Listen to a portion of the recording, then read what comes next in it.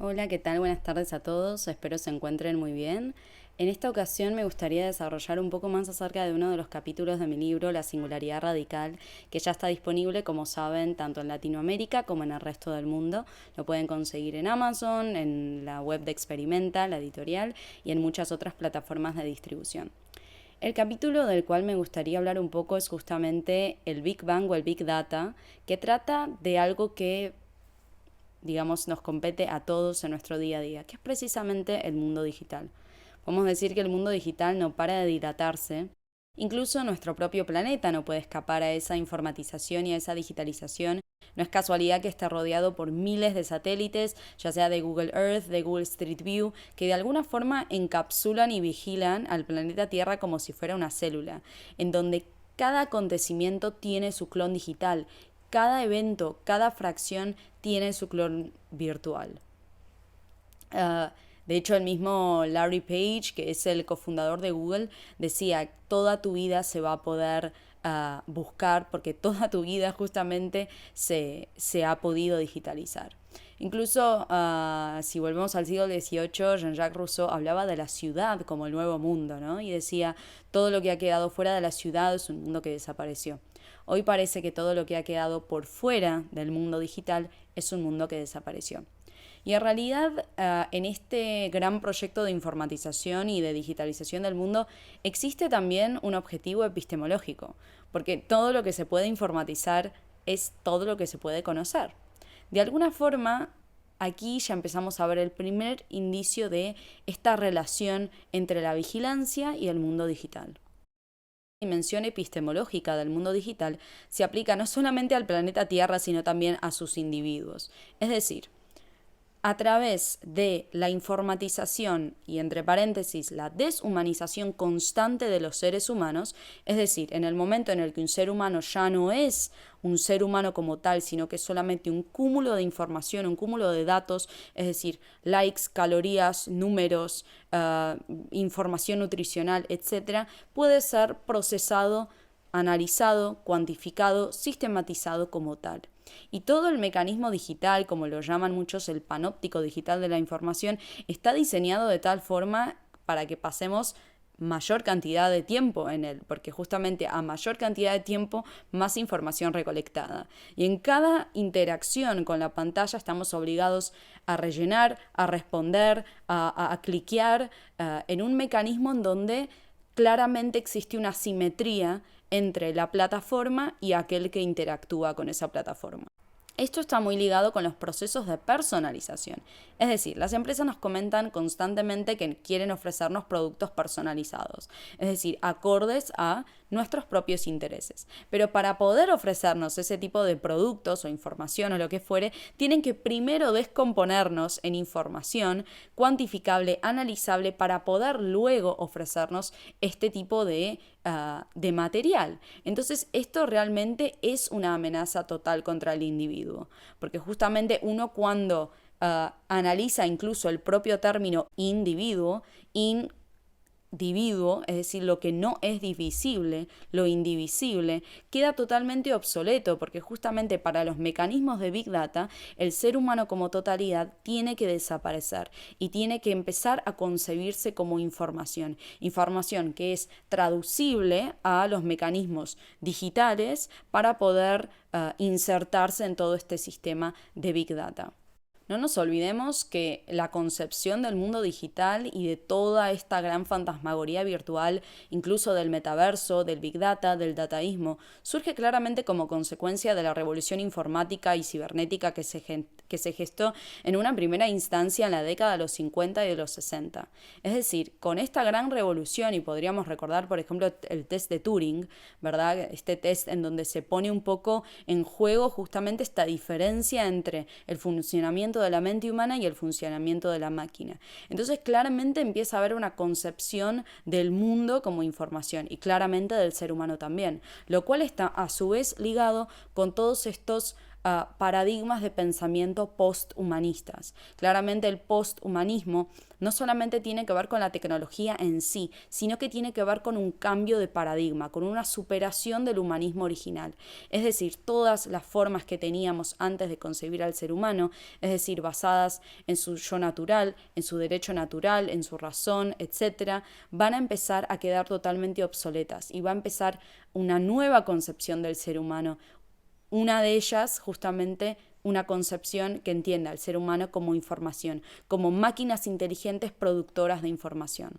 Y en realidad, esto es parte de como un gran proyecto de homogeneización ontológica, porque no van a ser solamente los seres humanos los que van a empezar a ser percibidos como información, sino el mundo general, los animales, las máquinas y demás. Es decir, existe un aplastamiento ontológico porque ya cada integridad que forma parte de la realidad no se percibe en su límite, sino que se percibe como información. Es decir, máquinas, plantas, animales o seres humanos, robots o teléfonos, todos ellos son entes procesadores de información. Y justamente si ya no hablamos de seres humanos, hablamos de paquetes de información. Y aquí vemos, ¿no?, cómo la informatización de la vida conlleva a una deshumanización, que habilita los diversos tipos de mecanismos, no solamente de vigilancia, pero de mercantilización de la vida.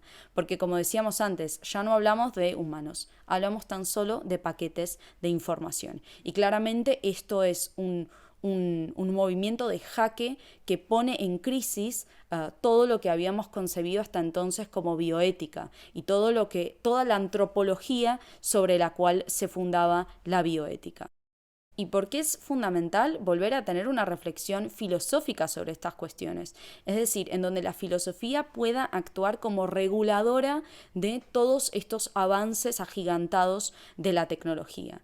Porque es importante entender en detalle el mundo en el que vivimos, las nuevas condiciones materiales y ambientales, para poder realmente, desde la filosofía, ¿por qué no?, como madre de todas las ciencias, volver a estructurar el modo en el que se concibe el ser humano. Porque si nosotros empezamos a adoptar estas nuevas antropologías, si es que se pueden llamar antropologías, que ponen en crisis el derecho natural, ponen en crisis la idea de la naturaleza humana y por ende facilitan los diversos mecanismos de coerción, de vigilancia y de deshumanización, estamos realmente quitándole a la filosofía uno de sus roles fundamentales, que es ser la base de la moral que deben tener nuestras sociedades, ¿no? La filosofía trata de lo real, decía Hegel. Entonces creo que es fundamental que la filosofía baje de esas torres de marfil que se generaron sobre todo durante el periodo posmoderno, ¿no?, con todos estos discursos no solamente muchas veces incomprensibles, sino que han fomentado y han ido justamente de la mano con todos los avances tecnológicos y han facilitado estas nuevas concepciones realmente peligrosas y que tienen muchas implicancias en nuestras sociedades y en la concepción del ser humano en general. Entonces, ¿cuál es el rol de la filosofía en todo este contexto del mundo digital? Primero que nada, definir el marco ético que protege al ser humano del estado de transparencia propio del mundo digital. Digamos, el éxito del Big Data y del dataísmo está justamente en postular que la información extraída del ser humano es equivalente a ese ser humano. Es decir, hay un intercambio entre ese ser humano y ese doble digital que queda expuesto a esa examinación digital. Todo el sistema del Big Data hace un uso funcional de la descomposición analítica del hombre, a la vez que hace un uso económico de la ontologización de la información.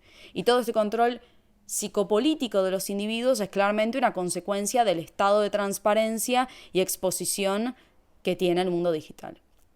Segundo, la filosofía tiene que replantear una nueva antropología que entienda al ser humano desde los valores humanistas y no desde las teorías de la información o desde las teorías cibernéticas o mucho menos desde el pensamiento posthumano.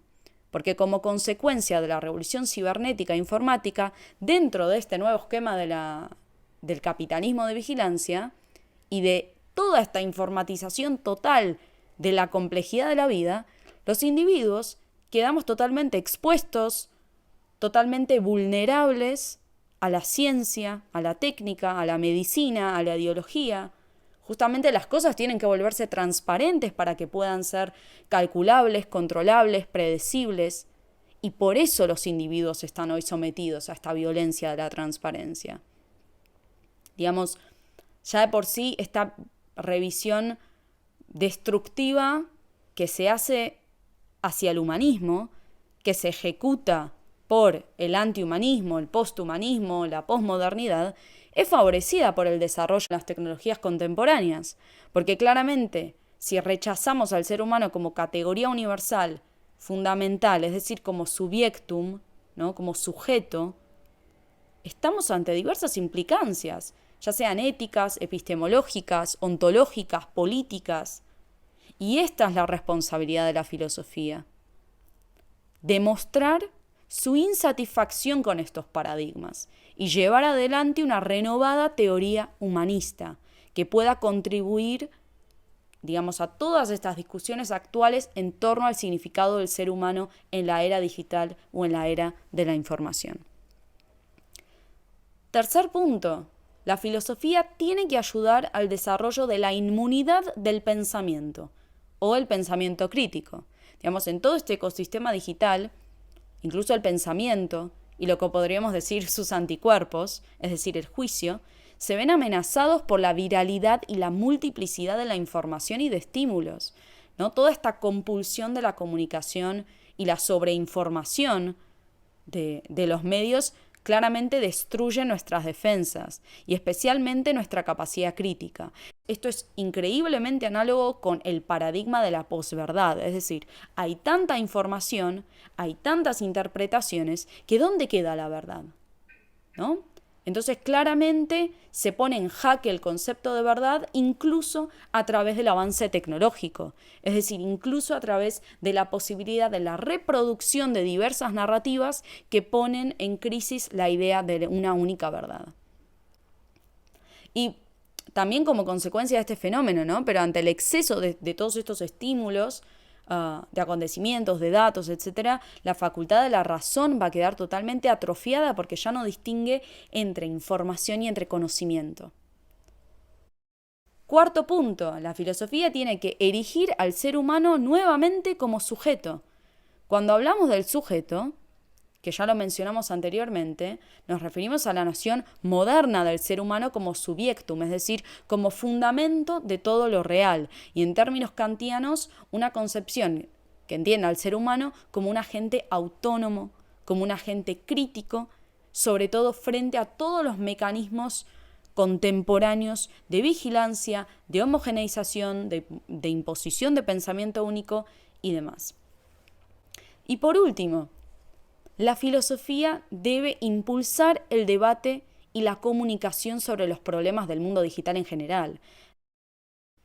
Digamos, el lenguaje es ese puente que nos conecta con otros sujetos, ¿verdad? Y con la realidad. El lenguaje es este medio en el que se construye y se expresa nuestro mundo también, ¿no? Es el medio de la intersubjetividad. Mediante la comunicación nosotros gestamos esa intersubjetividad. Y esto da como resultado justamente un proceso de elaboración de la verdad, que es una interacción dialéctica y creativa entre las mentes humanas, ¿no? Entonces, efectivas preguntas pueden dar lugar a efectivas respuestas, efectivos debates pueden dar lugar a un efectivo conocimiento. Entonces, es esencial llevar esta conversación filosófica en relación al mundo digital, al mundo real. Digamos, no solamente trabajarlo en el ámbito académico, porque como mencionamos, la filosofía es real, la filosofía pertenece al mundo real, y de hecho ese es uno de los legados de la Ilustración, porque justamente, como decía Todorov, las ideas salen de los libros para entrar al mundo real. Ergo, el rol de la filosofía tiene que ser poner todos los peligros, las implicancias, las deficiencias del mundo digital en el debate público. porque sus consecuencias nos pertenecen a todos. Y ahora bien, a modo de conclusión, no nos olvidemos que todas las decisiones que tomamos hoy, ya sea con respecto a el modo de funcionamiento del mundo digital, como el modo en el que concebimos al ser humano, van a ser fundamentales en el día de mañana. Es decir, nosotros ya de por sí vivimos rodeados por todo un legado que nos han dejado aquellos que existían antes de nosotros. Entonces tenemos siempre una responsabilidad de ser muy conscientes de aquel mundo que le dejamos a aquellos que vienen luego de nosotros. Como decía Jean Leron d'Alembert, hagamos para los demás, hagamos para las generaciones futuras lo que deseamos que hubieran hecho para nosotros. Muchísimas gracias. Espero que les haya interesado este tema. Como ya saben, la singularidad radical lo pueden conseguir en español, también en su versión digital, y voy a dejar los links en la descripción del video. Muchas gracias y hasta pronto.